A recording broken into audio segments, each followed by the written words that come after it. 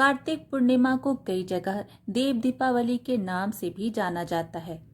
इसके अलावा कार्तिक पूर्णिमा को त्रिपुरारी पूर्णिमा के नाम से भी जाना जाता है। धर्म ग्रंथों के अनुसार इसी दिन भगवान शिव जी ने तारकाक्ष, कमलाक्ष व विद्युन्माली के त्रिपुरों का नाश किया था। त्रिपुरों का नाश करने के कारण ही भगवान शिव जी का एक नाम त्रिपुरारी भी प्रसिद्ध है। इस दिन गंगा स्नान तथा सायंकाल दीपदान का विशेष महत्व है। कार्तिक पूर्णिमा के दौरान उत्सव मनाने की शुरुआत प्रबोधिनी एकादशी के दिन से होती है। कार्तिक महीने में पूर्णिमा शुक्ल पक्ष के दौरान एकादशी 11वें दिन और पूर्णिमा 15वें दिन होती है। इसलिए कार्तिक पूर्णिमा उत्सव 5 दिनों तक चलता है।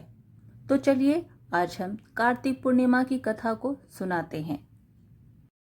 दैत्य तारकासुर के 3 पुत्र थे, तारकाक्ष, कमलाक्ष व विद्युन्माली। जब भगवान शिव जी के पुत्र कार्तिकेय ने तारकासुर का वध कर दिया तो उसके पुत्रों को बहुत दुख हुआ। उन्होंने देवताओं से बदला लेने के लिए घोर तपस्या कर ब्रह्मा जी को प्रसन्न कर लिया। जब ब्रह्मा जी प्रकट हुए तो उन्होंने अमर होने का वरदान मांगा, लेकिन ब्रह्मा जी ने उन्हें इसके अलावा कोई दूसरा वरदान मांगने के लिए कहा। तब उन तीनों ने ब्रह्मा जी से कहा कि आप हमारे लिए 3 नगरों का निर्माण करवाइए। हम इन नगरों में बैठकर सारी पृथ्वी पर आकाश मार्ग से घूमते रहें। 1000 साल बाद हम एक जगह मिले।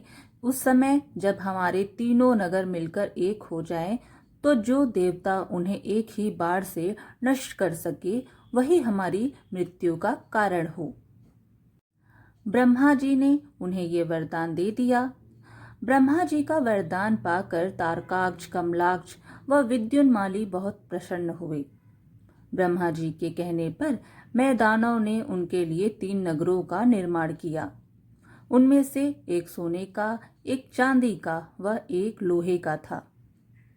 सोने का नगर तारकाक्ष का था, चांदी का कमलाक्ष का व लोहे का विद्युन्माली का। अपने पराक्रम से इन तीनों ने तीनों लोकों पर अधिकार कर लिया। इन दैत्यों से घबराकर इंद्र आदि सभी देवता भगवान शंकर की शरण में गए। देवताओं की बात सुनकर भगवान शिव जी त्रिपुरों का नाश करने के लिए तैयार हो गए। विश्वकर्मा जी ने भगवान शिव जी के लिए एक दिव्य रथ का निर्माण किया। चंद्रमा व सूर्य उसके पहिए बने। इंद्र, वरुण, यम और कुबेर आदि लोकपाल उस रथ के घोड़े बने। हिमालय धनुष बने और शेषनाग उसकी प्रत्यंचा। स्वयं भगवान विष्णु जी बाण तथा अग्निदेव उसकी नोक बने। उस दिव्य रथ पर सवार होकर जब भगवान शिव जी त्रिपुरों का नाश करने के लिए चले तो दैत्यों में हाहाकार मच गया। दैत्यों व देवताओं में भयंकर युद्ध छिड़ गया। जैसे ही त्रिपुर एक सीध में आए, भगवान शिव जी ने दिव्य बाण चलाकर उनका नाश कर दिया। त्रिपुरों का नाश होते ही सभी देवता भगवान शिव जी की जय जयकार करने लगे।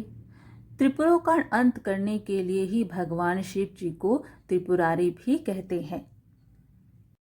तो इस प्रकार कार्तिक पूर्णिमा की यह कथा यहीं समाप्त हुई। फिर मिलेंगे एक और धार्मिक कथा के साथ। वीडियो पसंद आए तो प्लीज़ लाइक ज़रूर करिएगा और चैनल को भी सब्सक्राइब करना बिल्कुल ना भूलें। कार्तिक पूर्णिमा की आप सभी को हार्दिक शुभकामनाएं।